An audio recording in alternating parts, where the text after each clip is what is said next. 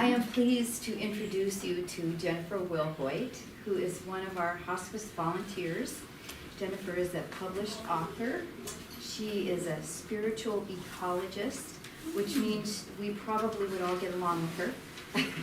Because I think there are a lot of spiritual ecologists in our ranks. Maybe we don't call ourselves that, but we all, I think all of us know that we can be fed by being in nature. Yes? Oops. Yes. So anyway, she's going to talk to us today about writing and how the practice of being out in nature and aware of nature and tuned into ourselves can make us better writers just in general and in terms of reporting on our volunteer logs, our visit logs for the medical record. I really want to be here because I've spoken on the phone with her and sent emails to her for a while. She's one of the volunteers who works in Arlene's team. And Arlene, also a spiritual ecologist, I must say. And unfortunately, we have it's not unfortunate, but on Thursday we have our big fundraiser, Angels on Earth. And on Saturday, I'm flying down to Florida to be with my father. So I have a lot to do before I leave town. So I'm not going to be able to enjoy her presentation today, but I know that you will. I know she's put a lot of energy into this. I know she's very skillful, and she even has spiritual, ecological treats up here. Not for eating, though. So enjoy the refreshments, enjoy the afternoon, enjoy each other, enjoy Jennifer. Thanks. Sure, thank you so much. So I'm going to start with a poem, because why not? So Mary Oliver, some of you may be familiar with her. This is her famous Wild Geese poem. You do not have to be good. You do not have to walk on your knees for 100 miles through the desert repenting. You only have to let the soft animal of your body love what it loves. Tell me about despair, yours, and I will tell you mine. Meanwhile, the world goes on. Meanwhile, the sun and the clear pebbles of the rain are moving across the landscapes, over the prairies and the deep trees, the mountains and the rivers. Meanwhile, the wild geese high in the clean blue air are heading home again. Whoever you are, no matter how lonely, the world offers itself to your imagination. Calls to you like the wild geese, harsh and exciting, over and over, announcing your place in the family of things. I start with that poem because we are earthy folk. I don't care where you live or what your spiritual path is or whatever. If you're doing this hospice work, you know about nature cycles. You know about how things change, how things transition, and we focus on people because that's what we do as hospice volunteers. But we are earthy folk. I want to orient you quickly to, I bring stuff in not because, let me start over. I bring these items in to help us remember in a room that's very beautiful and has a lot of man-made, human-made things, that we are still nature. Every time we eat a meal or need to sleep, we can remember that we are a part of nature. And so I bring these things in. I've marked 4 directions. I did use the compass on my phone, so technology helping me in a fabricated environment to remember where the 4 cardinal directions are: north, south, east, and west. And so we have directions. These are actually very special rocks that were found to me by a holy man. A holy man, that is, he's an ordinary person, but he does sacred work in the world. And I also marked the 4 elements that I use sometimes in this work that I might introduce you to later: earth, air, fire, and water. So we have a shell for the water, a bird feather, actually a blue heron feather for air, a rose dried because this guy needed sun to actually grow. That's in the place of spirit. And then we have a funny kind of pine cone for earth. So we're bringing in the 4 elements, and you're going to have an opportunity to actually touch these items and claim one and use it for something in a few minutes. So this area is also going to be yours in a few minutes.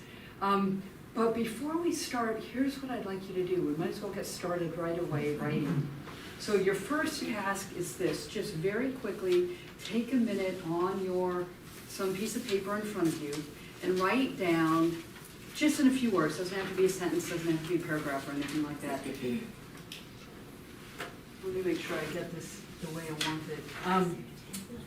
One positive thing about your hospice volunteer service, one thing that might be a little bit of a challenge. We don't like to admit that, right, because we're hospice volunteers, but one thing that's a little bit challenging for you on kind of maybe a regular basis, or maybe right now with a particular person you're serving as a volunteer. So a positive thing and a challenging thing for you.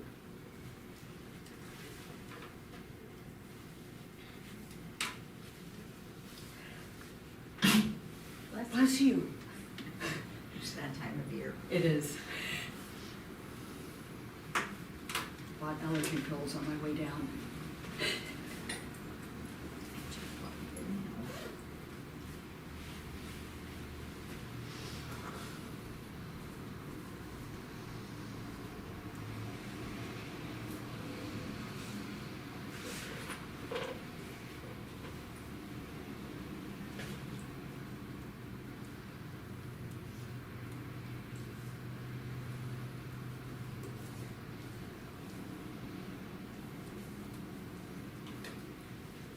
So as you're finishing up, I want to thank you all for being here. I understand that you have lots of other things you could be doing on a Tuesday afternoon for 2 hours, even in the rain. When it's a burgeoning springtime, we can feel it and smell it in the air, especially the last couple of days. But I thank you for being here because I think I'm hoping that this offering today will just give you some ways to settle in, to feel a little more comfortable, to find ways to soothe yourself when the going gets rough, because it will. It will get rough from time to time, even though we're doing this work, I believe, most of us, because we're really passionate about it. So what I'd like to do is just quickly go around the room. I'm going to be up here talking a lot, and I like to feel like I'm not just up here talking at you, but that we're all in this thing together, right? So I'm going to go around and ask you guys to just share 3 things.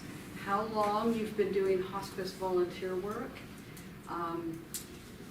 what your positive thing is, and what your challenge is. And if we could just go around and get everybody to do that, that would be really wonderful. And then I'll go last. So do you want to start? I'll put you on the spot. Okay. I have been volunteering for almost 20 years now. And right now what I do at hospice is very wonderful because I get to arrange flowers and be with that energy. And for me, the challenge is communicating with other people without misunderstandings. Beautiful. And thank you for that. That was really succinct. I appreciate that. It's great. Hello, I'm Donna Anderson. I've been doing this for almost 5 years. I'm loving every minute of it. So my positive thing was supporting a fearful, hurting, or lonely patient. I think there's a lot of variances to each of those, but it is a blessing to be able to be a support system and a presence there for them. And then my negative is family dynamics or family not communicating with a loved one or a patient in a very supportive or positive manner. That's a big struggle for me. It is for many of us. Thanks. Hi, I'm Bella Dillon, and I've been with hospice about 5 years, I believe. My positive is helping others, of course, that's my big thing that I love to do. And my negative, I don't know if it's really negative or not, but I do help sometimes dementia and Alzheimer's patients. And so that's really hard sometimes to get them to understand and listen to them ask you what your name is about every 10 seconds. Mm-hmm. So that's kind of a hard thing, but I just go through it. Thanks. Mm-hmm. Hi, I'm Linda Wasserman, and I've just been here about a year now as a volunteer. My positive is that I try to attempt to see the joy in all lives, no matter what stage they're in, and I see joy from that myself. And right now I volunteer besides hospice 4 days a week in a kindergarten class. And so I do have both sides of the world. And these kids are just coming on to life and I'm seeing the ones that are leaving. But there's so much joy in the kids. It's sort of infectious and it spreads my whole week. It makes me feel joyful. And the challenging thing is saying goodbye to the patients and families. You know, I've done it a couple of times now. And I think I'm doing better at it, but it's still challenging. Thanks. My name is Percy Gassoy, and I think I've been doing this 12 years, James knows. I'll be close to that. Wow. And I like, and now I'm the permanent temporary here at Hospice House. So whenever they need somebody, they call me and I come in to help. I don't go to patients' homes anymore because the negative was I began to lose patience with the patients' families. And here, most of the people that come know that their family member is going home, and we have a nice time visiting about what they did before they went home. I'm Joanne Merrill, and I've been volunteering here at the Hospice House for 3 years. And probably the positive thing for me is just being able to listen and learn from people that are in a very important stage in their life. And I enjoy being with the families as well. And I'm sometimes going into rooms, the negative for me is just overcoming my shyness and feeling as if I'm intruding in a way that, I love coming here. Thank you so much. And thanks for your courage going in when it's scary. I know about that. I'm actually really introverted, so it's often really scary to go in. Yeah. Thanks. Hi, my name is Arlene Olson. I'm a volunteer coordinator. Was here at Hospice House for about 11 years and now a couple of years up in Bremerton. And Jennifer's one of mine. And you're one of mine, already. I think I'm able to go into homes because I'm a notary, and so I get the chance to go in and notarize, and usually it's at the last. People tend to think, oh, heck, we need to do this now. And so I just like to be able to, and also here at Hospice House, visiting with patients, to give or feel like I'm giving quality to their life or a change in a positive way, just something little, just that little tiny spark that might give them a positive feeling. But I go with you.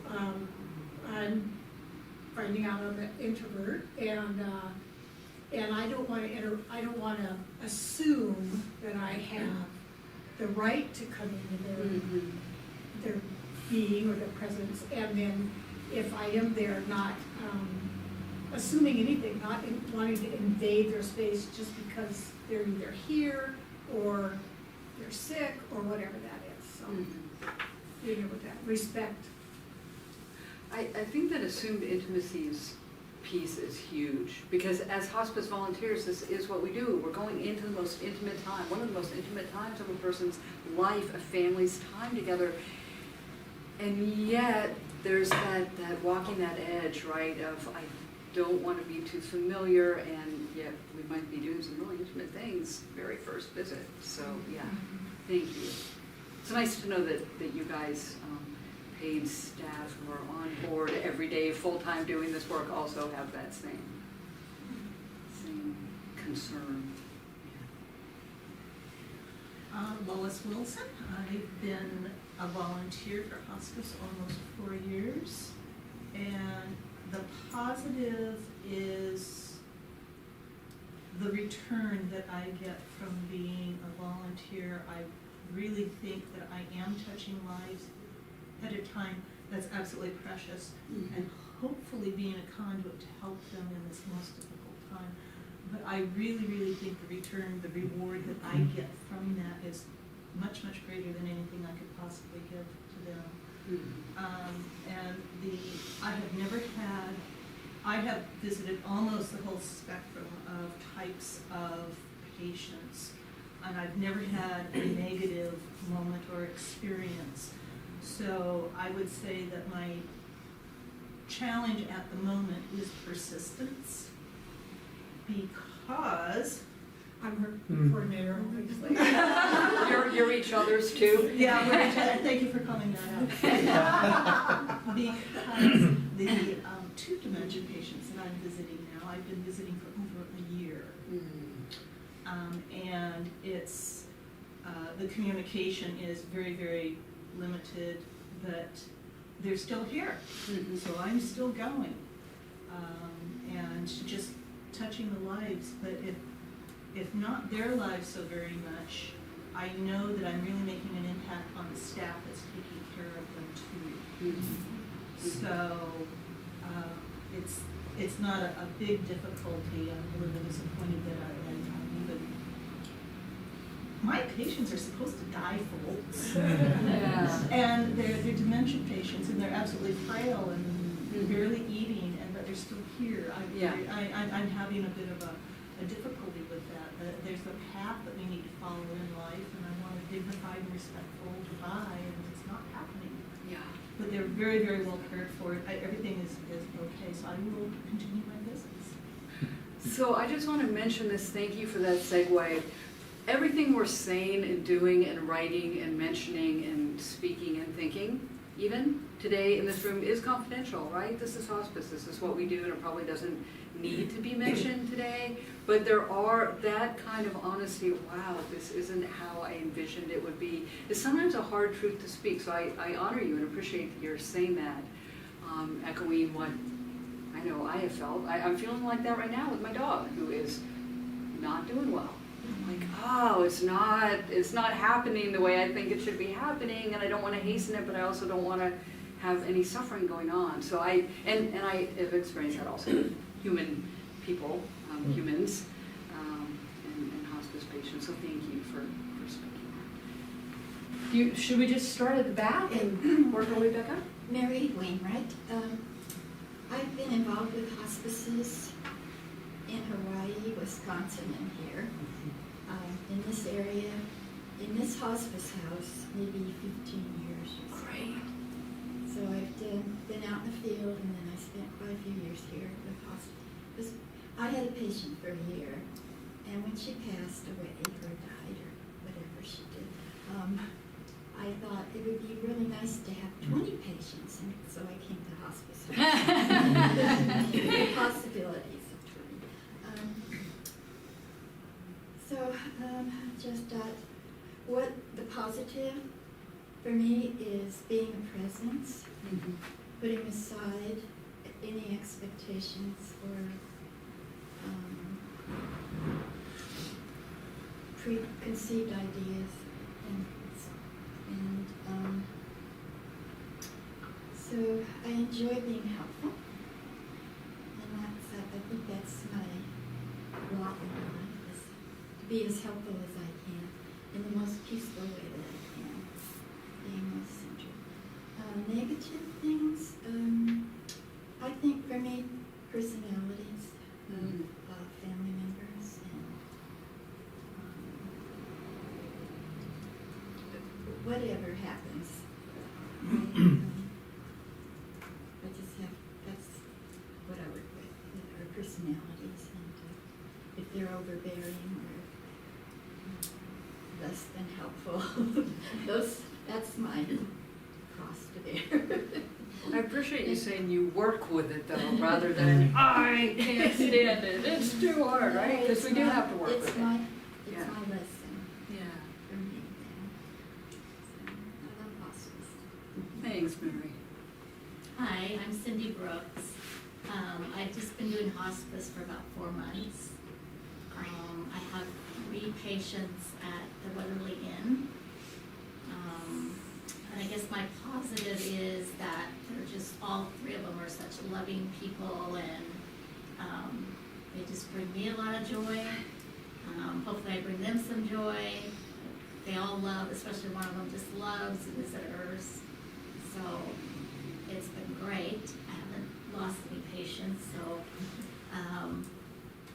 and I guess my difficult thing is I do have one patient that's getting, pretty hard to understand. You know, the voice is kinda, so I just try to listen really hard and figure out what she's saying and respond. And we just started like listening to music on my phone, like some Frank Sinatra and stuff. But it's a little bit hard to communicate, but she knows I'm there and she dozes in and out. So, 2 of the 3 of them have dementia. But my mom has had dementia for 8 years and has been in memory care home. So I'm kind of used to that, you just go with it. So anyway, I very much enjoy it, but I'm a newbie. Great. Welcome. I just have to say, she gives me quality of life because she's 4 months, yeah, about 4 months, she's got 3 patients. That's amazing. That's great. That's all in the same place. Yes, yeah. That's the same place. Oh, you go. I'm Beverly. Hi, This Beverly. is my first year. And my positive is that it's a blessing to be able to make a difference in someone else's life for the moments that you have. And so I really appreciate the families that allow me to come into their life, into their home, and to their experience, to make a positive experience with them. My challenge is handling the asks for more. Mm-hmm. Because I feel like sometimes as a volunteer, you can get taken advantage of, that others may forget the other commitments that you have to your family and then to yourself as an individual. Mm-hmm. Because each day we go out with a full bucket and we leave drops everywhere we go. So it comes a time when we have to refill that bucket. That's right. And I think sometimes volunteers seem like, oh, they're volunteers. Pull them every way. They ask them to do more and more and more. But we have to be in a place where we have to be able to get away and have that time to refill that bucket so we can spread it out the next time. Absolutely. Thank you, Beverly, for 2 things. One is to use the word blessing, which was the word I was going to use when I talked about my own positive thing, and also to talk about this, I don't want to use the word boundaries too freely, but it is that sort of how do I keep myself here and do what's right here and not get so depleted. So the bucket metaphor was great, or analogy, or whatever. And today is intended to give you I intend to give you some tools that you can use to help that thrive in the title. I mean, it's about, yeah, we're doing this work. It can be really fulfilling and really passion filled for us and such a blessing, and we can get really depleted. So how do we sort of keep that bucket filled up enough that we do have drops to give? Because if we're just like flaking off dry skin, I mean, that sounds horrible, right? But if we're at that place of depletion, it's not good for us and it's not good for those we serve. So thank you for mentioning that really, really important self-care piece, which is sort of the focus of today. Yeah. Hi, my name's Teresa Montague. Hi, Irene. Hi, Teresa. I'm not shy. Speaking of balance, I have to balance out the extra extrovert that I am. I think I've been doing this for 3 years, 2 or 3 years. I really can't remember, but the blessing, I was going to use the same word. I truly feel like it's a blessing. I'm always amazed when people say, "Oh, how could you do that?" It's truly, it's just such a blessing to be with people who are transitioning and those who are transitioning. And I love storytelling. I love storytelling and writing, and that's one of the reasons I'm here. And I'm very much into the earthy things. So I'm gonna have to, I wouldn't, spiritual ecologist, that's just a fabulous title. The challenge is that I tend to be a giver to a fault, so I need to learn those boundaries. And I got sick this year, pretty sick, and I had to, I wasn't able to fulfill my obligation, and I went right into guilt about that, which made things worse. So I need to learn, that's my that's my thing, Great. that I get to work with. You're in the right spot, right now, today, right here. Thank you. I'm Reverend Caroline Perot. I've been a volunteer for, I think, 10 years, 10 or 12 years, something like that. And 99% of the time, at the end of my shift with a patient, I come away feeling good because I've helped someone. And there was one particular one that was a special joy because it was the husband who was ill, and the wife wanted to go to church on Sunday, and very few volunteers were willing. So I would go Sunday morning so she could go to church, and she just came home glowing. It was such a relief and release for her. So that was very meaningful. Challenge, I visited one patient for almost 2 years, and I had to quit. She was, I don't know if she's still here or not, she probably is. Hopefully she has another volunteer. She's totally blind, totally deaf in her right ear with a tiny bit of hearing in her left ear. And what she wanted in the way of companionship was for me to read Perry Mason to her. And for her, oh God, those are so boring. In order for her to hear, I had to practically shout. So after an hour, my voice would be finished for that hour, and I would leave. I could only do an hour. But it reached the point where I couldn't do it anymore. And I felt I wasn't being fair to her, and I wasn't being fair to myself, because I found I was dreading going instead of feeling good about it. So I resigned as her volunteer and took on different patients. So, Great. Thank you. I love the honesty in this room. Like, now you're making it all safe for me to tell you all of my little like negative things and sad stories. I'm Carl. I'm the token guy. Except for James, of course. Yeah, we usually are. I've been volunteering since 2005. Great. Family dynamics I like and hate at the same time. There's lots of them that are really bad, but and then there's lots of them that are really good. But then sometimes you get that transition in there from really bad to really good, and so that's nice to see that. And then, like all of us, we at the end we feel like we probably could have given a little bit more, So it's good dinner.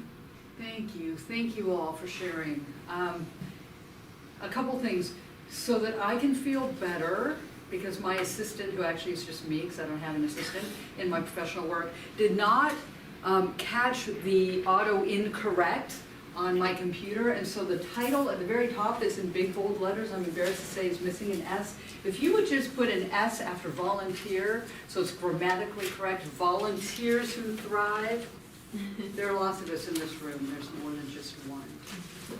Volunteer who thrive, and it's only on that first page. If you find other typos, I don't want to know. I'm gonna walk you through the handout at the end, toward the end. So if you can, if you want to kind of take notes on the margins or on your yellow sheets of paper or whatever, please ask questions as we go. Stop me right in the middle, and if I lose my train of thought, so be it. It's okay. But do ask questions if you have them, especially if I'm giving instructions, guidelines for the activities that we're going to do. But let me just tell you a couple things about myself. I love that we run the gamut from 4 months to 20 years to 15 years here, plus who knows how many years. People who have volunteered in a number of states. I also have volunteered in, I haven't kept count recently, but 4 or 5 different states. Moving around for professional reasons and for grad school and things like that. And I've been a hospice volunteer for almost 20 years. And studying death, dying, bereavement, grief, formally and informally mostly informally for most of this time, but since about 1994, 1996, when there were some deaths happening in my own family, and I needed something besides I shouldn't say this on camera, the denial, the culture of denial around death and all of that. I needed something more than that. So I started studying it on my own, I took some classes. And then lo and behold, I ended up, I meant to be a doula and I ended up being a hospice volunteer. That's another story. Speaking of one end of life and the other. One transition or the other, right? I started out as a doula. Yeah, see? And yeah, so, yeah, and there were two little small barriers with the doula thing. I was like, oh, okay, hospice, this is great. And I have not regretted a single moment of that. There have been some very, very difficult experiences that I've had. First of all, hospices are really different all around the country. Who knew? And so if you work for Franciscan and you're appreciating your experience, I really do urge you, it's not just because Arlene is here, but I really do urge you to tell somebody who is your volunteer supervisor or somebody who you volunteer with or something, how much you appreciate this hospice, because I don't want to go into horror stories, but there have been some things that were really, really challenging, and one happened like a month into my time as a volunteer, and I just think it was the grace of power greater than me that kept me in a hospice at that point. And I'm so grateful. It's been amazing. And so for me, the positive is really, I think over this amount of time, watching my own process evolve and how I work with people, looking at my comfort level, looking at the variety of modalities, things that I offer and present in my time with patients, some of which you'll get to experience in a couple of minutes. And I think that, and then the challenge, and I was trying to think about this, yesterday, knowing I was going to ask you, and then thinking I should probably, follow suit and answer my own question. I think the challenge for me is, I love the stepping in and not knowing what I'm going to get when I walk in. It doesn't matter if it's the same patient, for I've had hospice patients who look more like palliative care patients who hang in there for quite some time, and I've stuck with those people through to the end. And then some have been discharged from service and other kinds of things for various reasons. I love that not knowing, and it is also a little bit of an edge for me. It's a bit of a challenge to not know, because I so desperately want to be of service. I so earnestly, I feel like I'm echoing what so many of you said, I so desperately want to serve, and we aren't a dime a dozen, to use a cheap phrase, as volunteers. I mean, when you talk to people out in the community, they say, how can you do that? Oh, isn't it scary? Isn't it awful? Isn't it depressing? Isn't it all those things? I'm like, no, we're doing it because we feel so filled and we feel so wonderful when we leave. And so that edge we walk of self-care, of stepping in and being our fullest selves, even knowing that it might be a little scary. I mean, I've had people who have transitioned very, very, very quickly, and visit to visit to visit, even sometimes when those visits are day after day in some cases. Going in on a Tuesday and Wednesday, something totally different is happening, and Thursday, something really different is happening, and it doesn't always look like the tidy progression that we have been taught and trained is going to happen, and for those of us with a little more experience, the kinds of trends that we've seen over time. So what I want to offer you today are ways to do self-care. Some of these things will work for you for self-care. Some of them you already know and do. Some of them will be new to you, maybe even a little scary or distasteful.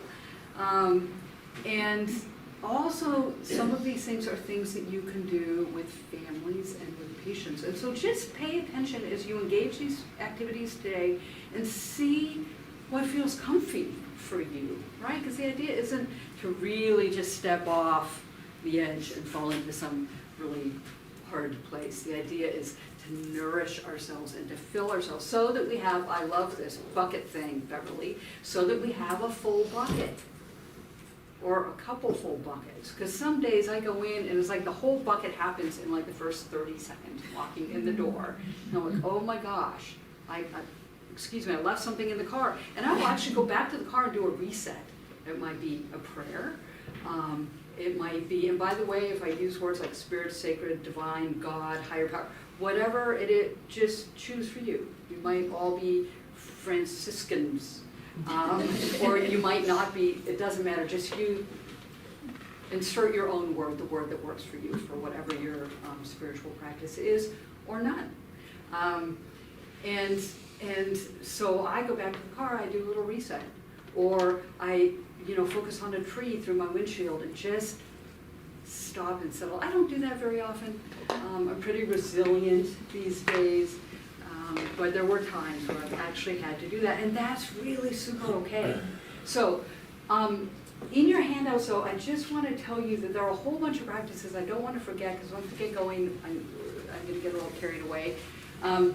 In the back are 2 full text articles I wrote for a blog, which is listed on the front page. I ask you not to read those articles now, but take them home. They're really short, basic samples of practices that you can use. I have them categorized in each article for you and for families or people you work with. I wrote these for a blog called PalliMed, which is for palliative and hospice care professionals, doctors, nurses, volunteer coordinators, staff of all sorts, and some of us volunteers also go and hang out there online with these folks now and again. And I got connected with a woman, Lizzie Miles, who sends me lovely little postcards in the mail in a really old-fashioned, wonderful way. But she's the woman who started the death cafes, I think they're called. She's in Ohio, and I got connected with her in some crazy online way, and we started corresponding, first electronically, now apparently through the U.S. Postal Service. And she said, hey, I do this thing, this PalliMed blog, and so will you write something? You're a writer, will you write something? So, okay. The other thing about me professionally that I think will help, I hope, will be of service to you in helping to understand how I can bring all of this crazy stuff together into this room and offer it to you, is that I'm very much an interdisciplinary in. I use a lot of modes, multiple disciplines in my professional work. I am a writer, I'm a published author, sometimes blogs like the PalliMed articles you see here, but also books and articles of all sorts, not just about hospice. And for more than 25 years, I used to say 20, but then I did the math yesterday, and it's been more than 25 years, very personally on a journey and also professionally and through education trained, looking at what I call the inner-outer landscape, that experience of what's going on in here and what's going on out here. And I used to very strictly define out here meaning the natural world, but I get that we're in rooms and we're around other people and we're institutions and organizations. And so the outer landscape is whatever is coming to you, toward you, through you, around you in a moment. And so I've been studying that, researching that, and writing about that very literally for about 25 years. So this bringing in natural items, and some of you mentioned this in your stories about what the challenge is if you have people who are deaf and blind and this and dementia and I've told stories about my dog, the same story, the same one-liner over and over and over and over to remember a patient on Bay Ridge Island years ago who was in what do you call those areas of the skilled nursing facility where they're protected by locks so that people will stay safe. And so the patients I had were, one of them in particular was in this area, this kind of secluded area. And I go in and I told her this one liner about my dog, showed her a picture of my dog on the phone. She got this great kick out of it. And she laughed. And we sat there for a minute. And then she asked again, well, do you have any pets? And so I did the whole thing over again. I tried to alter it the second time, and by the third time, I picked up on, oh, this is how it's going to be. And so I must have told the same one-liner, showed the picture as if it was new, over and over. I mean, in 2 hours, how many times is that? I mean, a lot of times. And it was really okay. And by the end, I mean, I had tears coming out. I was laughing so hard. She was laughing. Our bellies hurt. It was wonderful. And so this is what we sometimes have to do. And it doesn't matter. Like sometimes I was, oh, the staff, they're looking at me. They're saying totally great. Like, I don't get that I'm repeating the same story. I got that I was repeating the same story. But this is what we do. We just step in however we can step in to be of service to the people before us. Ma'am? Yes. My thought always is this is not about me. Exactly. Exactly, it's not about you in the moment, but nourishing yourself so that you can step into your moment is about you. And so this is what we're gonna do. I want everyone to come up here. Try not to knock each other down in your exuberant excitement. Come up, and there are a whole bunch of objects. Some might be a little dirty. If you're afraid of dirt, it's okay. We've got a lot of sanitary things around. This is hospice. Row your boat for 30 seconds or whatever it is. Get the hot water and soap. You'll be good afterwards. But these are items. Every single thing you see here, I collected especially for you from my yard yesterday. Took a little walk about at the end of the day. It was great. It was beautiful. So good. So what I would like you to do is to come up, and you don't have to belabor this, but I want you to just pick one thing from this table and take it back to where you're sitting, because you're going to use it for a little writing activity. There are all kinds of things. There are bark, twigs, rocks. You can keep this thing if you want to. If you don't want it, you can bring it back at the end of today, and at the end of our time, you can put it back up here, and I will return it to the land, or keep it for myself. But come up and choose a thing that maybe you're drawn to, intrigued by, maybe even a little, some people look at it and go, ooh, that's kind of gross. That would be a good thing to choose. So, whatever. It means it's time to stop, and sometimes I'm not as delicate and dainty as I'd like to pretend I am. So it might sound a little loud, especially if you're really into the writing. So you're gonna get some time to write.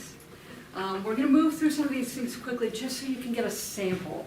I want to talk about self-care. I want to have you do a couple of writing activities. I want to take you through that handout a little bit. There's some really good juicy stuff in there for you. Also, I do want to say that my email address is on here at the very bottom. Oh, there's a little place for notes, like hardly any room at all, but I wanted to not have that space feel like wasted white space. So I wrote notes and questions. Just above where it says notes and questions is my email address. If you have any questions about this, you want other ideas, you want to know how to make a lavender wand, email me. I'm totally yours, fellow volunteer, okay? So here's what you're going to do. You all have an object before you. Oh, the very first thing, this is going to offend so many of you, I think. The very first thing you're going to do, I don't even want to say it, even though it's part of my repertoire. Arlene knows, she's experienced this. The first thing I want you to do, I want you to take out a fresh piece of paper, or the backside of something. And here's what I really want you to do. What I really truly want you to do is to turn that paper landscape orientation and to write on it this way. Some of you are going to really, really dislike that, or we can use the H word. You aren't going to like this.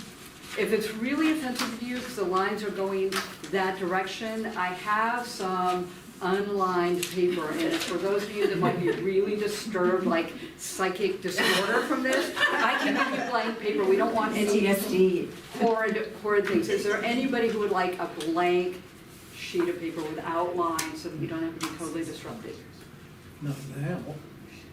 What? Not now? You don't want to fess up to it now? Okay, so landscape orientation, please. There's a whole philosophy behind this. I'm not going to bore you with that. But I would like you to write all of the activities we do today. I would like you to use landscape orientation. Now, that's the first thing. The second thing is editlessness. That's the most positive way I can say without saying don't edit. What I would like you to do is to keep your pen moving the entire time. I'm going to give you the writing prompts in little bits. So you'll have something to write about, and then I'll offer you another prompt, and then you'll write about that. We don't care about spelling. No one's ever going to see this. You don't have to share this with anybody. You might decide to burn it or tear it up when you're done. Or you might take it home because it's really precious and it's revealed a gem that you just had no idea was inside you. Doesn't matter. This is all private. It's all just for you. Don't worry about spelling. Don't even worry if you think you used the wrong word. Just keep going and write the word that you think is the word that you want. Just keep going. See if you can refrain from editing and see if you can keep your pen moving. And if, in fact, this is a stretch for some of you who might not be used to writing by hand every day, I'll come around. If I see people stopped for too long, I'll just come and give you a little gentle nudge. Keep writing, just in a beautiful, gentle, encouraging, supportive way, not a pressurized way. and hopefully you won't like sock me when I come by or something, but really just see if you can engage this process. I won't have you be doing this too long, because we've all talked for a long time now, we're halfway through. So you're only gonna have 3 to 5 minutes, maybe even less than that if I break it up into prompts. So, the first thing I'd like you to do is with that object that is in front of you, I'd like you to just spend a few seconds looking at the object, holding it, touching it, sniffing it, licking it if you're comfortable, whatever. I was sort of teasing about the licking, but although, I'm embarrassed to say I'm a spiritual ecologist, right? I get down and dirty in the earth every day. Spend a few moments with that thing. See if you can turn off your head just a little bit, your brain, and just engage with it. Be present with it, kind of like, gee whiz, when we go in with a new patient, someone who is dying who we haven't met, you don't really know much about this person with the 2 or 3 phrases that you might have gotten from a volunteer coordinator. What then? You just show up and you just wait to see what's there. And after you've spent a little time with it, what I'd like you to do for just a minute or a minute and a half, and you can do this as a list or phrases or sentences, whatever works for you, I want you to describe that thing. Just spend a minute or two describing whatever is in front of you. If you have 2 items, focus on only 1 item. So in a literal sense. In a very literal sense, describe what you see, smell, taste, hear, etc., whatever, with that object.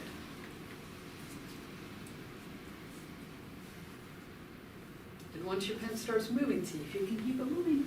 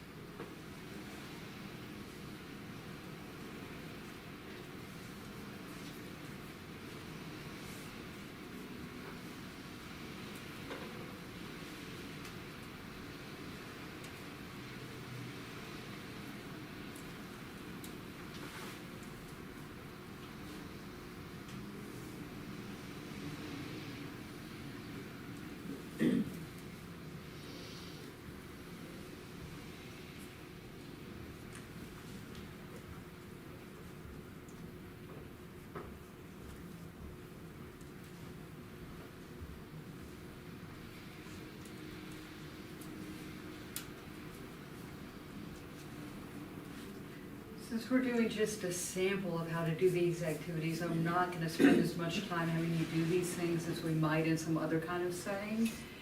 So I'm going to have you ask you to switch gears. And I want you now to remember that challenge. Some of you called it a negative. Maybe you could reframe it: opportunity for growth, challenge, something you want to step into in a new and fresh way. Think about that thing that you shared with the group. And now start writing about that. And just see if you can really get to the heart of the matter.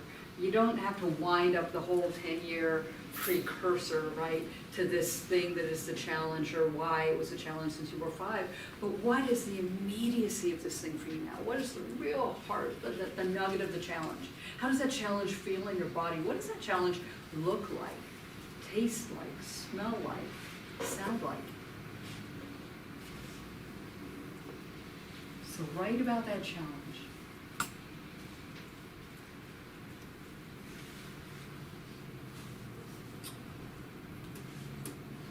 Where does that challenge live in your body when you're experiencing it?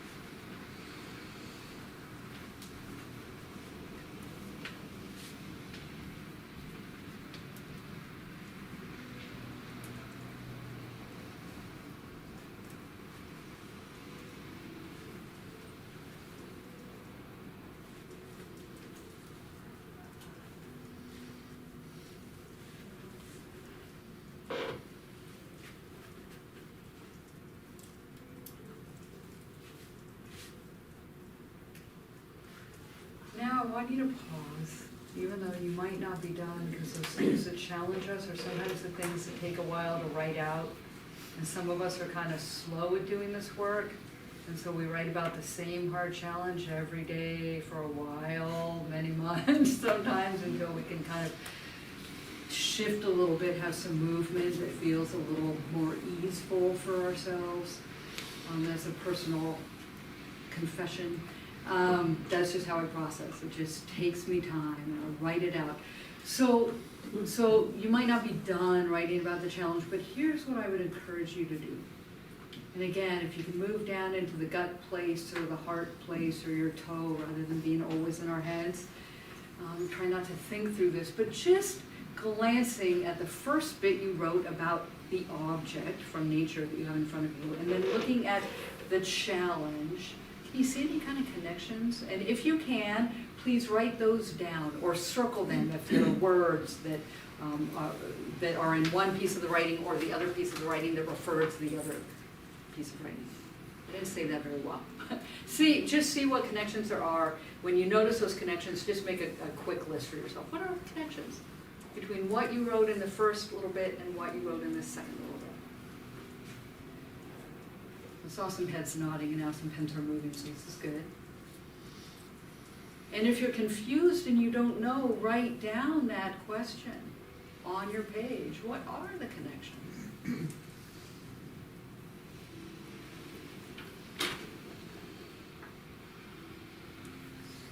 I'll just give you, 30 seconds or something to find the big ones, any big ones.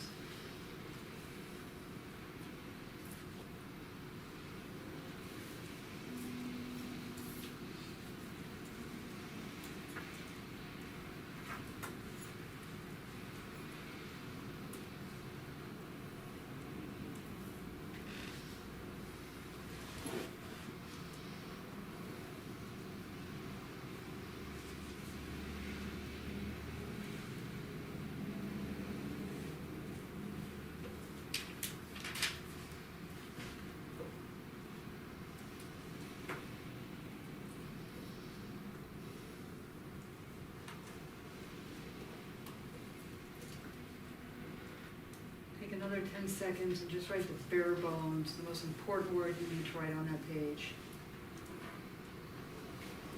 One more word.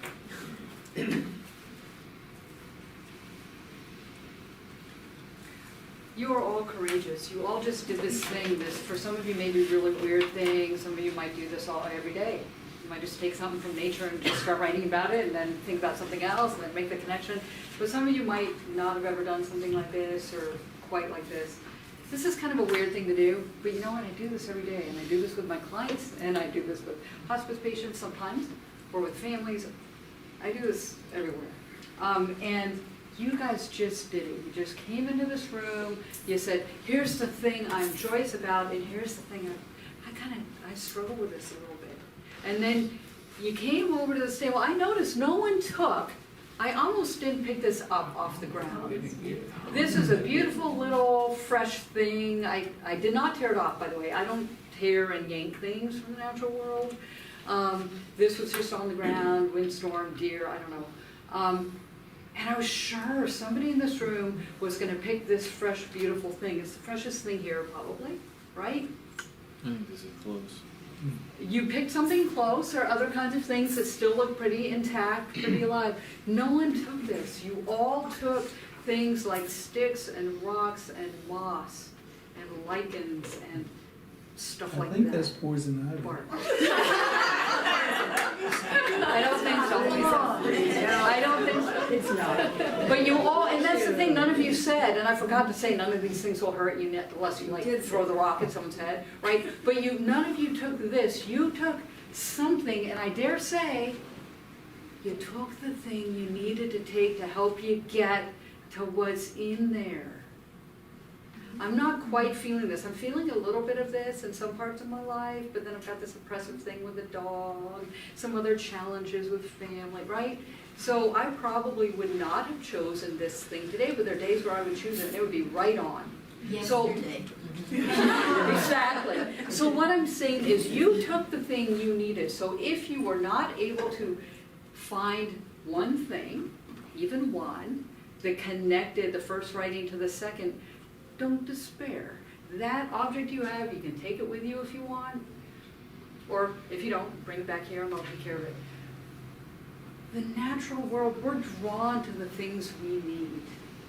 When we don't know how to set a boundary and we've just poured our bucket out in the first 10 seconds, I love that you said that. I hope you don't mind that I keep plagiarizing you by using it over. I'll always say it's Beverly's thing though. I'll never claim it as my own. But whatever is there in the natural world is available to us. You know, yesterday I looked up, I was at the post office sending a postcard to my own aging, ailing mom. She doesn't like visits, so okay, she loves receiving things, and ooh, this is being recorded. She loves seeing things in the mail coming to her, and so every other day or so, off I go with, something from a stack of things I've prepared to send to her. And I came out and I was thinking about today, and I was thinking about all the things I didn't get done yesterday that I needed to do for today, not just this, but other things. And I stopped and I looked up, and there was this dang cherry tree, full bloom, pink. I looked at it a week ago, buds and a few little pink things. I tried to photograph it, and it just looked super lame when I got home on my camera, this big. But I looked up, and there it was in its full glory. And it was there, right where I parked. I didn't notice it because I was going in, parking, fighting the traffic. And I just stopped and I just looked up and I just took it in, and then I took a photo. But I took it in first, into my heart, into my body. I was like, oh, this is glorious. We don't do this every day, right? We don't remember that how long are the cherry trees in bloom each year? A week, two, maybe, right? Can we savor those moments? Because those tiny little things, I'm not saying self-care as hospice volunteers is about reinventing the wheel, though I'm going to front load you with a bunch of ideas in just a second. But we are talking about just making small, I call them tweaks, that's probably not a very professional word, but we're just making tiny little shifts in our day, in our lives, in how we orient ourselves to something on the table so that we can get a little tiny bit of something we need. We're talking about refreshment. We're talking about a sip in a moment. So let's talk a little bit about self-care. We're going to totally switch gears for a minute. I'll give you another writing activity with a different kind of prompt in a few minutes. But let's talk about self-care. And what I'd like to do is point out again this handout, that's the word.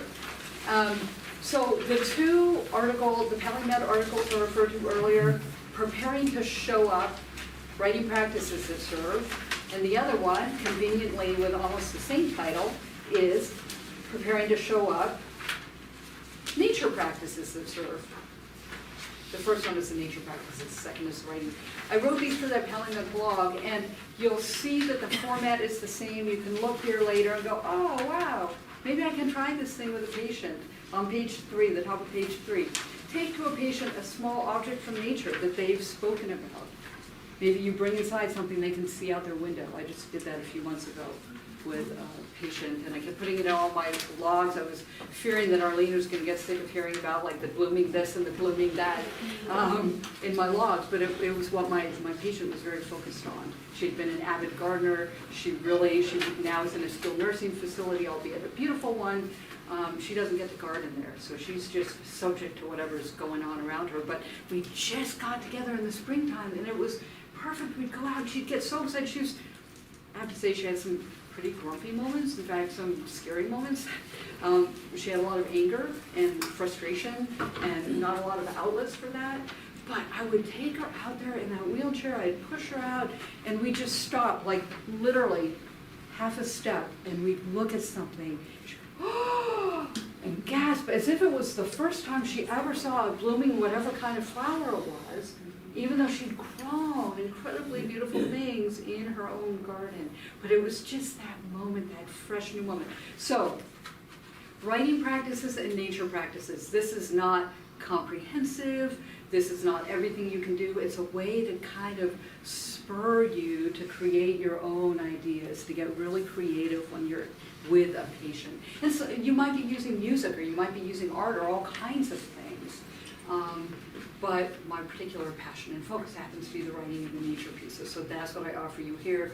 What I would say is all of these are adaptable, all of these are flexible, all of these are malleable. So you have some ways that you can engage using these very kind of things with your patients, the people you serve. I don't really like the word patient, but I haven't thought of a better word besides person. But the person who is dying. So here's what I want you to do. Now on a different sheet of paper, and if you need more, there's plenty, I can pass them around. Different sheet of paper, the back side of something.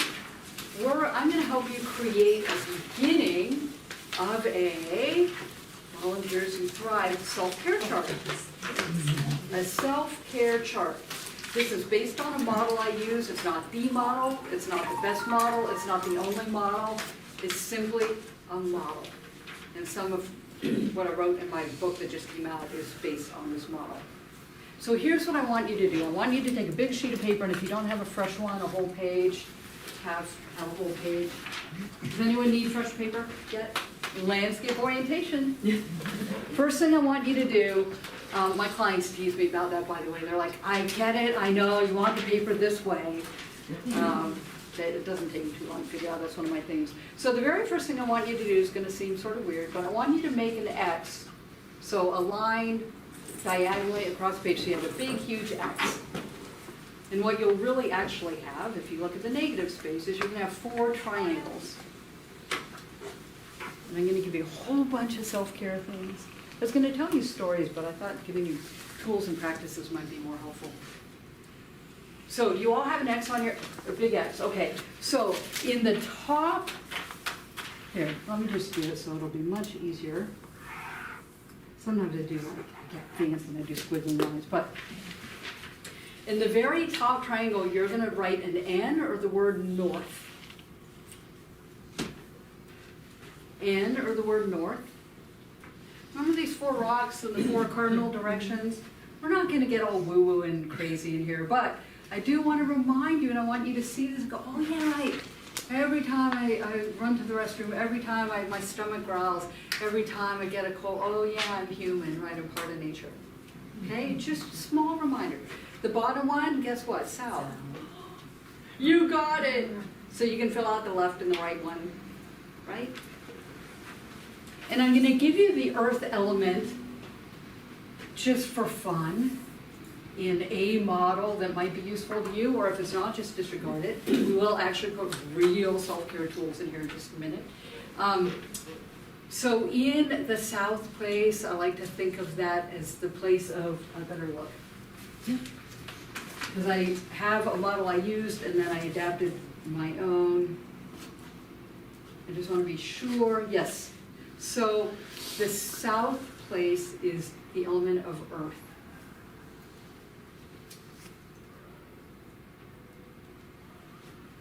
The West is the element of water. The North is the element of air. And the East is the element of fire. We're going to go around one more time in each of these 4 quadrants.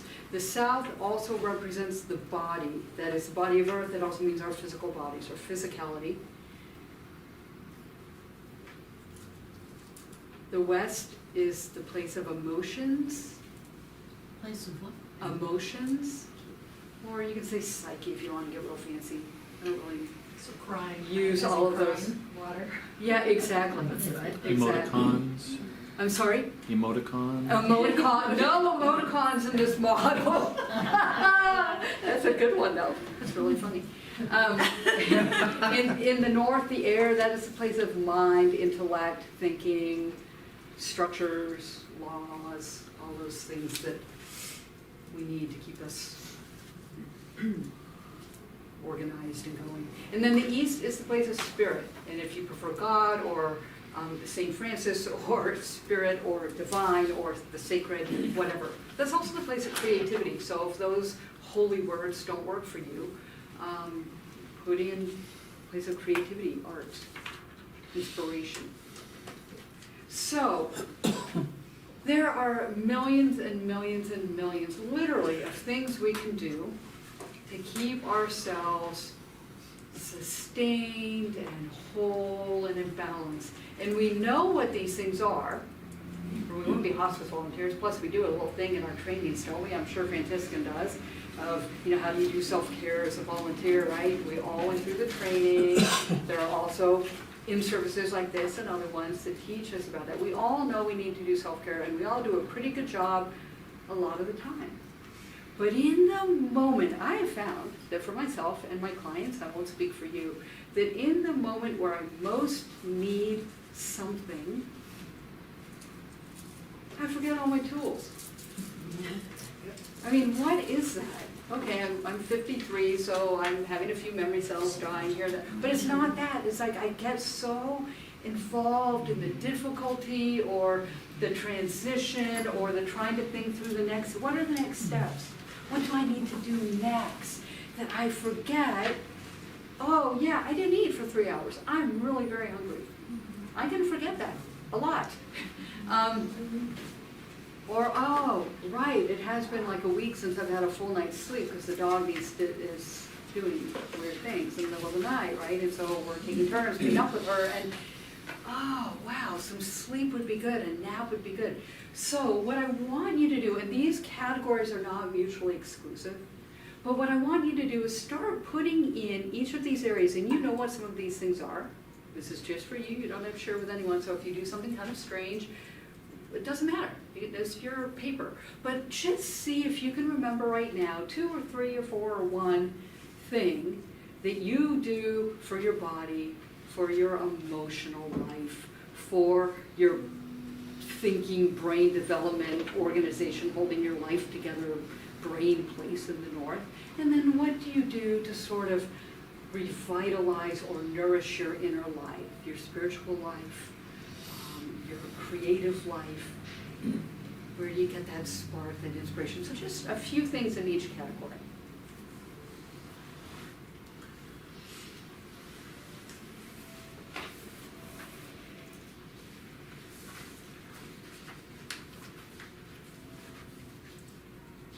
Sometimes I spend hours and hours and hours with people doing this, so you're getting the really super condensed version. Lucky you.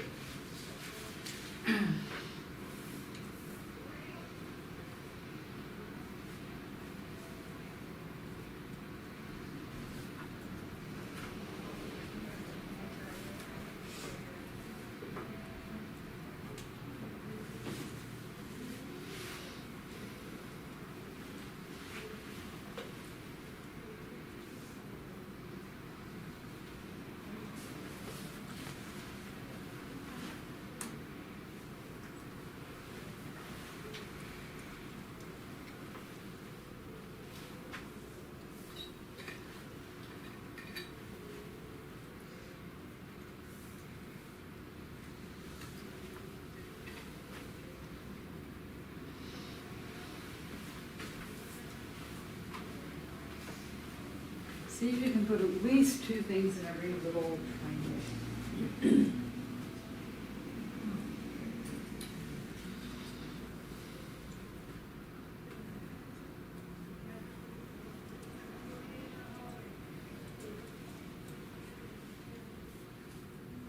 Remember that, doing child's pose, if any of you know yoga. Is there anybody who doesn't know what child's pose is? Raise your hand if you don't know. Okay, I'm gonna do it. I'm not a yoga aficionado or anything. But this, you can't get more simple. The only thing is if I haven't vacuumed the floor, it's not great. This is child's pose. Sorry for the camera. Here, I'll try and turn it so you don't know the bad side. Child's pose is simply, and there are variations on it, right? But it's simply getting down, getting pretty flat, or sometimes arms back, depending on what feels good. And just breathing. Just being. You would not believe, it's not so comfy in presentation clothes and shoes. Jammies works great. It just is soothing. It just takes that stress.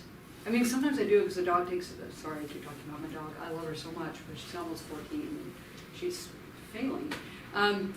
She takes a really long time to eat now. And so sometimes while she's eating, I'm like, oh, child's pose. I'm trying to remember to do this, once a week or something, right? And so while she eats, I just lie down on the carpet next to her and I do that thing.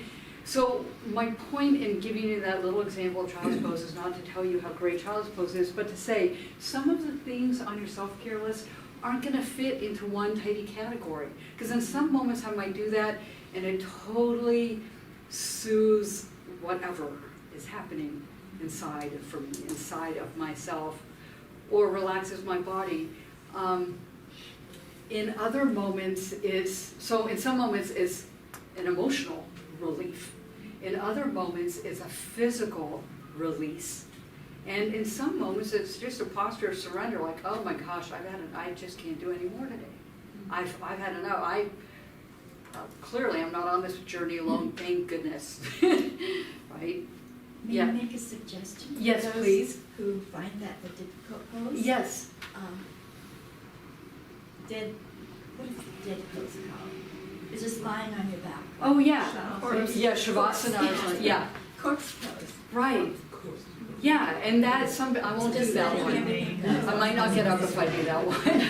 Get too comfy. But yes, whatever. So my point is, some of these strategies you have, right, they're not going to fit into one category, but use them as you will. Is there anybody who had a category that they couldn't think of a self-care thing to do?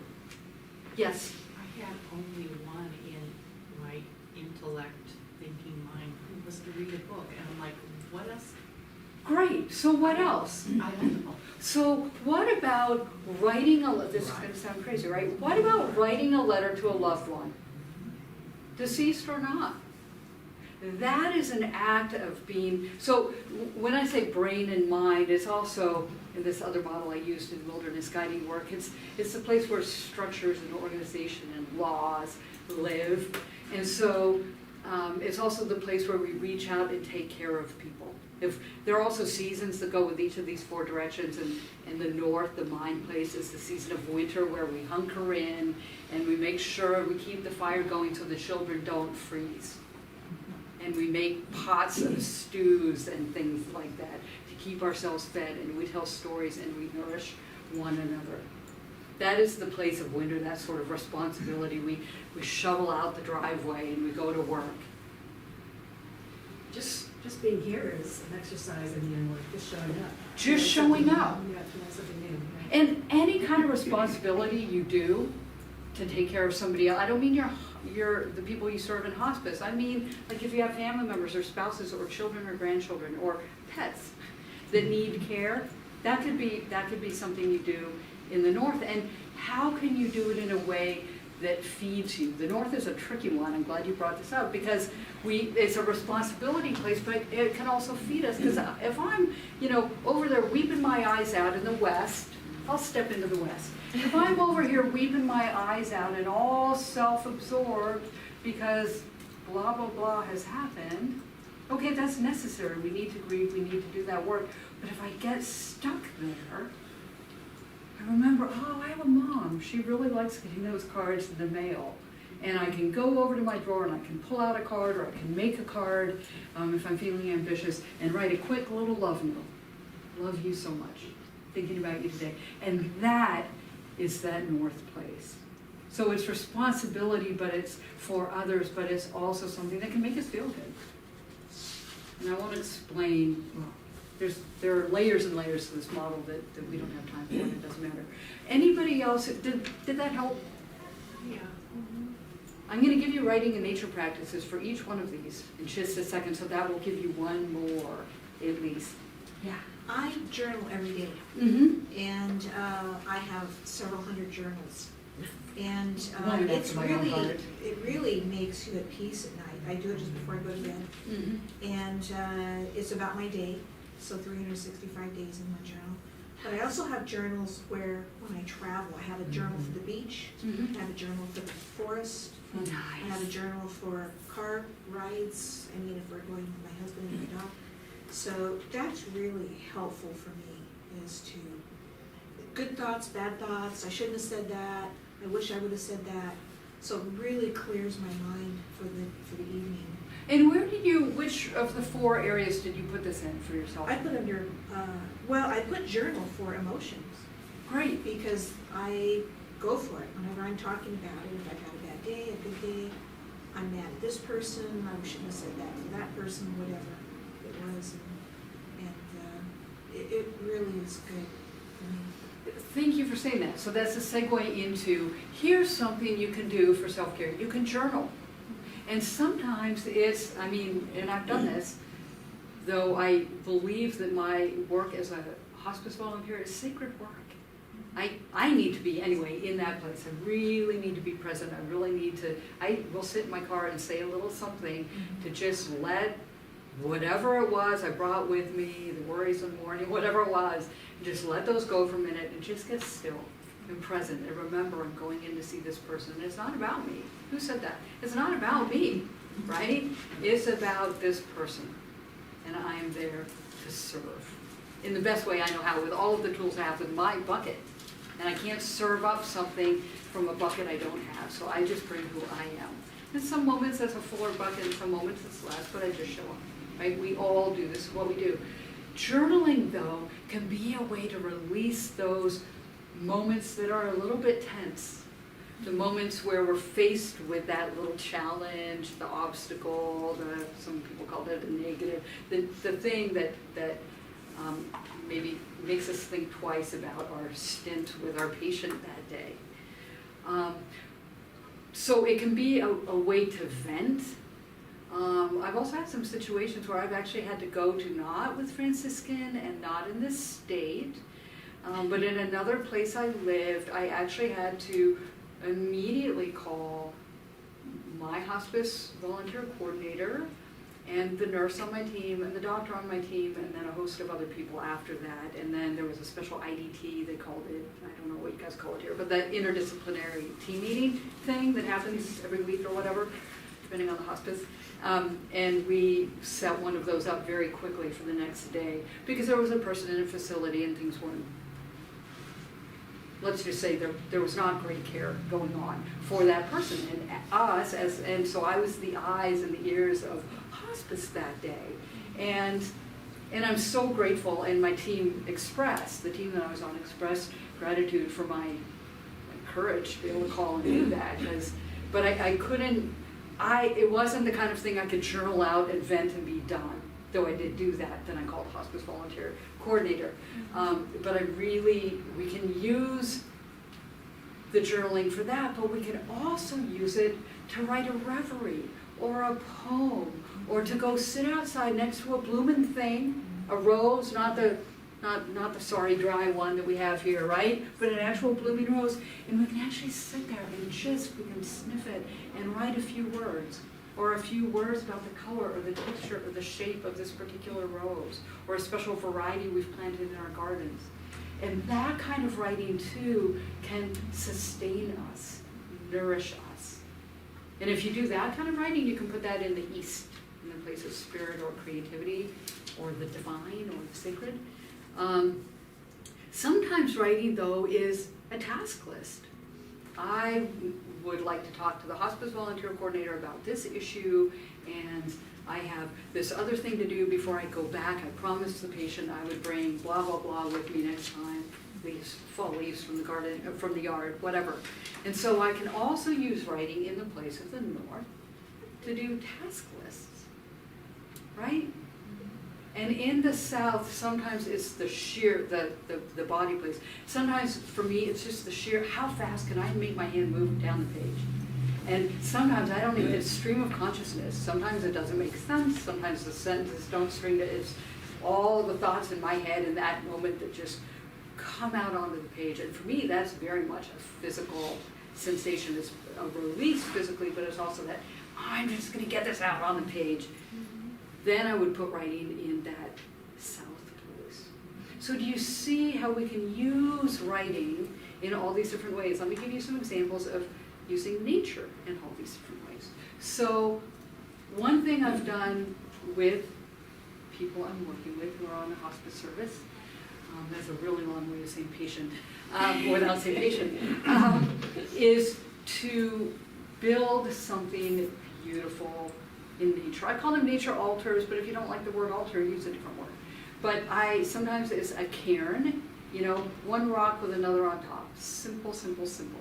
Sometimes is bringing in autumn leaves and arranging them in a circle at the bedside of the person I'm spending time with, from reds to oranges to yellows to maybe some decayed brown ones. It can be really, really simple. If I did that kind of beauty making with nature, I've done it with pine cones, I've done it with phlox, I've taken in flower petals.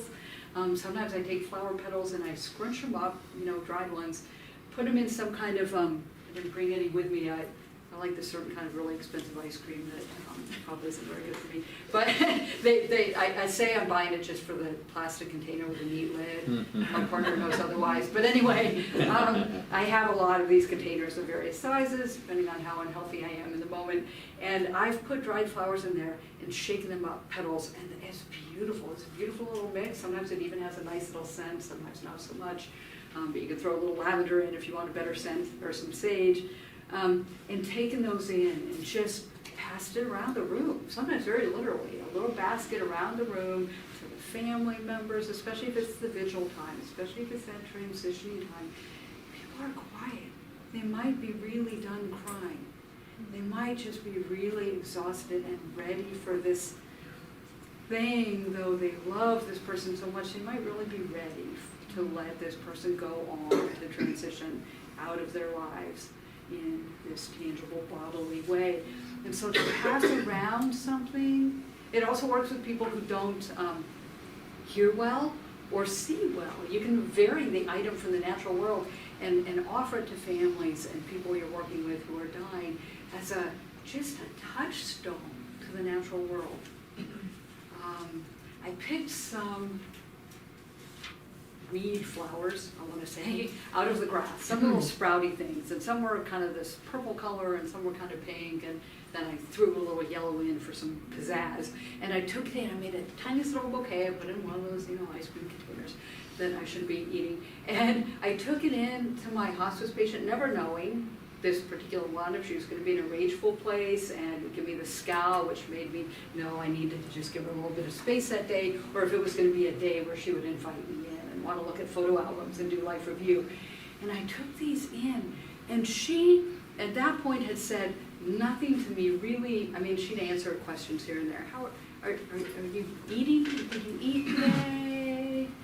Is your hip hurting? Whatever the questions were, my usual mantra that was just sort of my way of, getting a little conversation going.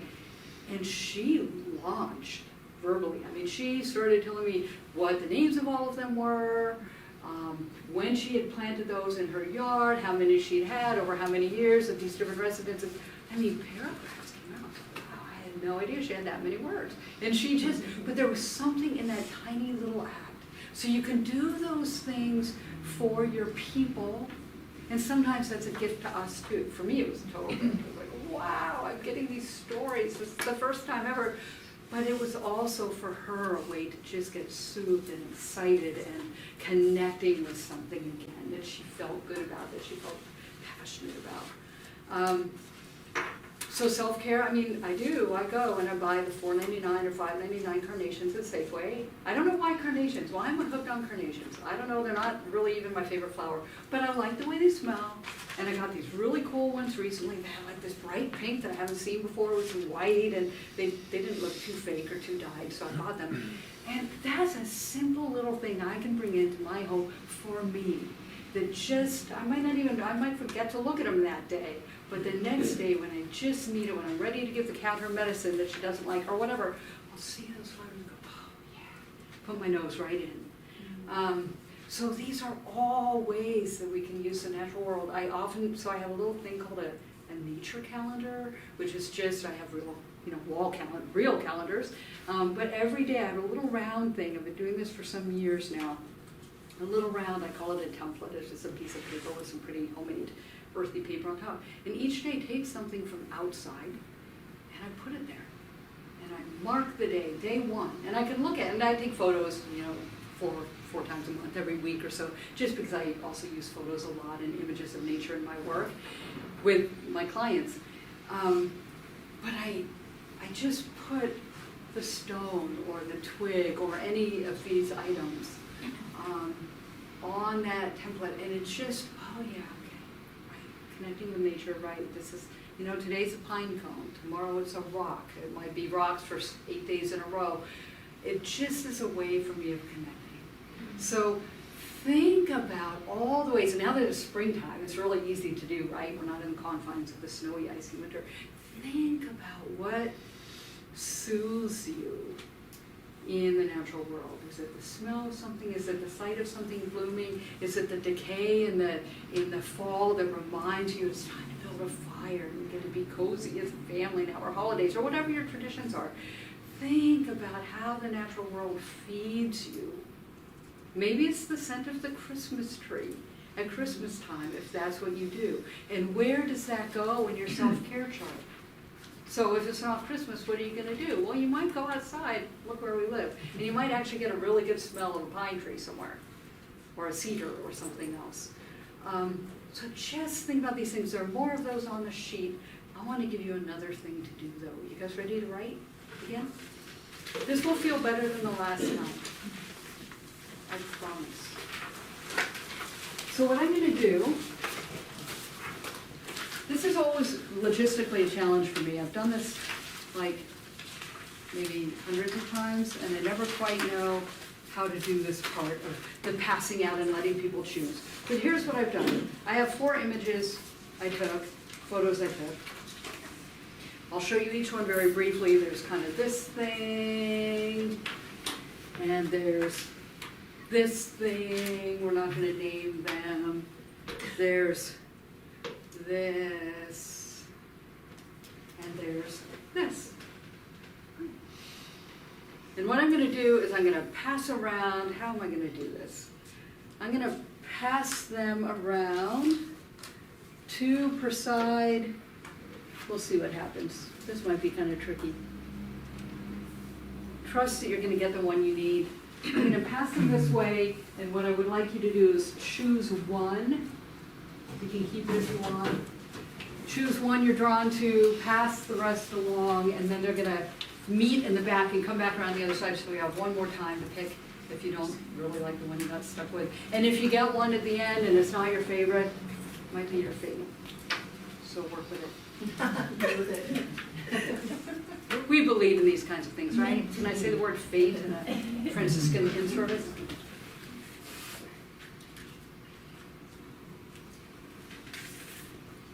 You got one, right? Okay.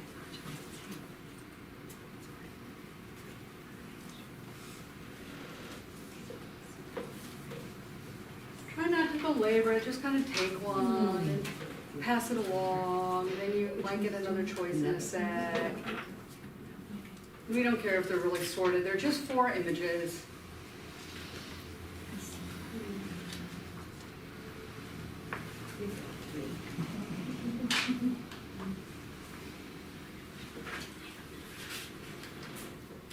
And guess what? You're gonna start this free, right? You see, everyone's got a landscape orientation. That's great. You're gonna start this one the same way you started the other one. You're just gonna immerse yourself in the image and just begin to write kind of what you see there. What is it? You don't have to name it, but what do you see? Textures, colors, shapes. You might want to describe where or when you think it is, whatever.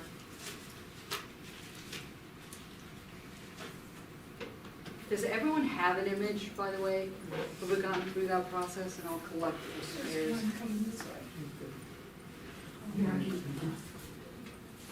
Look, you still get a choice. That's the one. You're trading it. Does everyone have an image now? And you're all semi-satisfied with the image you have? You have some more to choose from. You want more choices? What? So there are these choices or this choice? Sorry, how many are we supposed to make? Just one. Just one. Okay. So it's, I don't want the rocky. you don't want to. Somebody else I will always want want the to Rocky see. Walker. And what I'd like you to focus on as you're describing this thing, as you're kind of writing about what it is you see, what? I mean, I heard someone say, I don't want that one. So the one you have might be one that you actually chose. Why'd you choose it? You might want to describe it, but you also might, well, like, why that one? Why the red one and not the green one?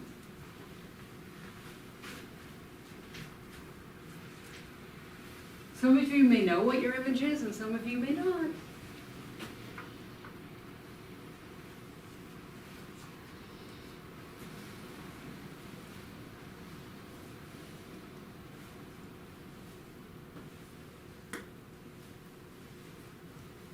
So every image has been chosen of the 4 choices. That's great.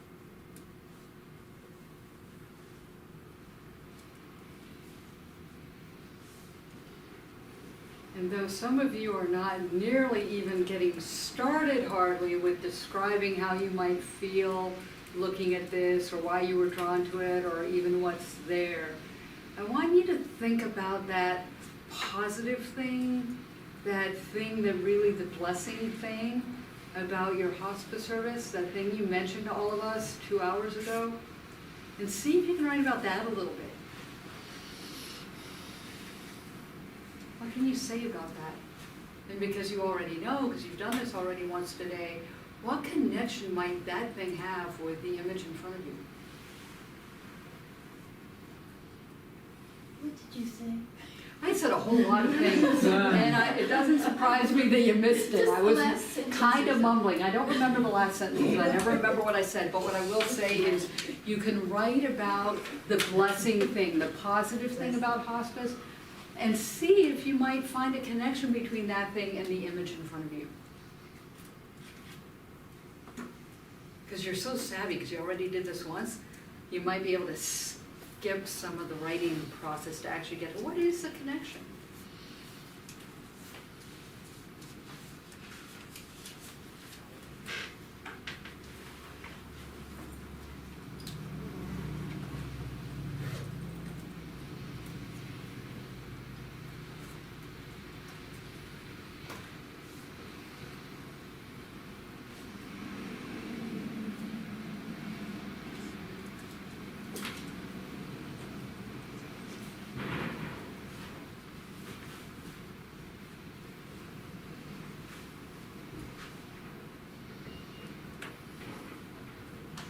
Take another 30 seconds and just write the most important thing to you. What is your biggest blessing in this moment? What is the most beautiful thing in that image?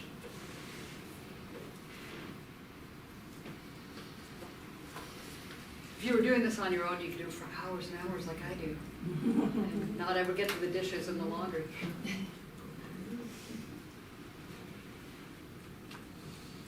Or even cooking dinner. What's that?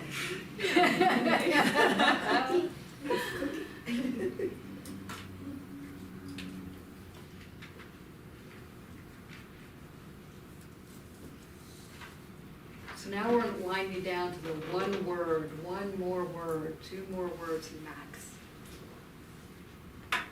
And now that you have a little sample of this, I did basically the same practice twice with you today. You can start using this in any way, any version of this. So these things, even the thing I say about it must be landscape orientation, right? If you're at home, I'm not going to see. So if you need to write like this on the lines, do that. But I would encourage you to keep writing, I mean, as it serves you, not in a way that hurts you. Write and go out in the natural world and let them feed you. And there are lots of suggestions in here, so please check it out. Even if you don't want to read the whole article or both articles, just look at the part that says for you, for the families you serve. The other thing I would say is there's some links here, and I know I, for one, do not like to type all those words and backslashes and colons and things that I can't even really read sometimes into the computer. So if you want links to any of this stuff, I've got my own blog, I've got my own book, I've got webinars, I've got all kinds of things on here. If you want the links to those, just send me an email. And make sure you get all the letters of my very long email, teal, like the color, arbor, stories@gmail.com. It's on the back page. And just email me, and I'm happy to send you this stuff as links. So you can just click on it and go right there. For any of you who like computers. If you don't like computers, remember the books are still alive and well. And these authors, Hospice, Grief, Bereavement, toward the top of page 1, these are just for people who write extensively. Some of them you know, some of them you might not know. They write about hospice, grief, bereavement, all kinds of things. There are many, many, many, many, many authors out there, a whole bunch that are on here. But this is just, especially if you're new to hospice, this is just a way to kind of get started. Some of them you might have seen in your hospice training, but these are people who are still, well, maybe not Elizabeth, but the others are writing, have a lot of books out. So check them out. If you want guidance, if you want support in this journey, and also the PallyMed blog has a bunch of stuff there. So that's all free advertisement for all those people and all those authors and all those websites. But what I'd like to do is just spend the last few minutes, I will read a poem, remind me to read one more poem at the end before we stop. But we have 10 or 12 minutes. What do you guys need or want or have questions about or want to offer to the group? I know out of 2 hours of my blah, blah, blah, it doesn't give, 10 minutes doesn't give you too much time. But what's up for you? What did you notice? What do you care about? What might you use? What might you offer to your fellow volunteers and me? What stories might you want to share? This room is filled with decades of hospice, good hospice service. Yes, Beverly. Sorry, James. If that's okay. Sure. I was appreciating the expanded view of tactile things that we can offer to people. I kind of start sounding like a broken record when I suggest to volunteers things because I don't always think of all the things, but Yeah. I loved your idea of like bringing some of the physical world, the little cherry blossom or the whatever into the room for somebody.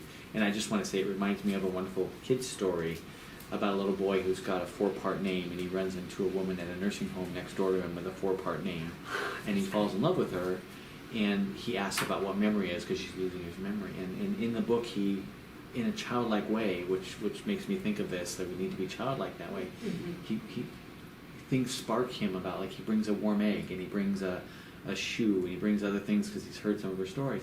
And she looks at these things, and she recalls all these different moments in her life because of the simple little things that this little boy brought to her. You know. Yeah, it's beautiful. I'd like to get the title Yeah, of I'm that. trying to remember it, and I'll try and look it up. Yeah, you can But send it it really out to gets us, to the right, heart of to that. our- Yeah, but just that childlike way of thinking about, Right. gosh, this could please the senses for this person, or this, you know, Right. that kind of thing. I love that attitude in thinking about our patients. Thank you, and thank you for using the word simple, because this is the deal. Nothing here, nothing today is reinventing any wheels or doing something new. This is all what we know. I'm just trying to open you up to your own source of creativity, because you're all out there doing this work every day, once a week, however often you do this particular service work, but some of you are doing all kinds of other things out in the world too, and serving your families. Let's never forget and underestimate the importance and value of that and the time that takes too. So yeah, they're very simple practices, and the more tangible we can get at end of life, I think the more connection we can open. Plus, you can do a whole bunch of life review stuff with people. They, just like you were saying, the eggs, I mean, you probably don't want to like carry around boiled eggs in your car, that might not smell very good, right? But whatever it is, and you can let the people you're working with lead you with this. For example, the patient I had who sometimes was very angry, a very recent patient I had, would sometimes want to look at photo albums. She had photo albums. I said, "Do you want it?" They were in another room. She had 2 rooms in her little place in the skilled nursing facility. They were always out of sight and out of reach for her. And so I carry them in, and some of them had covers literally falling off and all kinds of stuff. And some of them were travel photos from her life. She did a lot of international travel, and there were other kinds of mementos and tickets and stubs and ship receipts and things. We got a kick out of how many little bottles of June she bought on this one trip. We're like, wow. I was like, you gave away a lot of gifts? She was like, no, I drank them all. I was like, wow. It's actually kind of funny. But so I would take these albums in, and sometimes she'd turn one page and look at 2 things, and then she was in a rage, and she was done. And other times she would pour through, and she'd see a color of a dress. She was in some thing I don't really understand. I won't name it for confidentiality reasons, but she was in some group that had these formal ceremonies and rituals, and the colors of the dresses were very important. They had special significance of various sorts. And so she would look at a color of the dress she had on, or somebody else in these, evening gowns and these photos, and she'd start talking about that. And so the next visit, I would bring in something that color, maybe even a little, marker on a rock. She loved rocks, another little trinket. She'd put them in her pockets, and her pants would fall down. But she loved carrying little trinkets, and so I'd bring something that was that color, and she'd, oh yeah, that was the color of the dress in the, whatever, ritual. That little ball gown I had. And so we can let our people lead us and guide us to what's important to them. Yeah. I realized when I chose my picture, it could be a sunrise or a sunset. And I chose it for one other reason, but I realized my patient may not see that again. Maybe she's in a wheelchair. Yeah. Her view is a fence. She can't, it's a green yard, but there's a big fence, but she can't see the sky. She's a little tiny thing. Yeah. And I realized I could just take pictures so simply, because my sister was recently in India and sent me pictures, and she said, oh my God, I've never been to those places. So I showed her pictures yesterday, and she just loved, she spent a few minutes looking at it, and she didn't know my sister, and she didn't, she enjoyed sort of being there.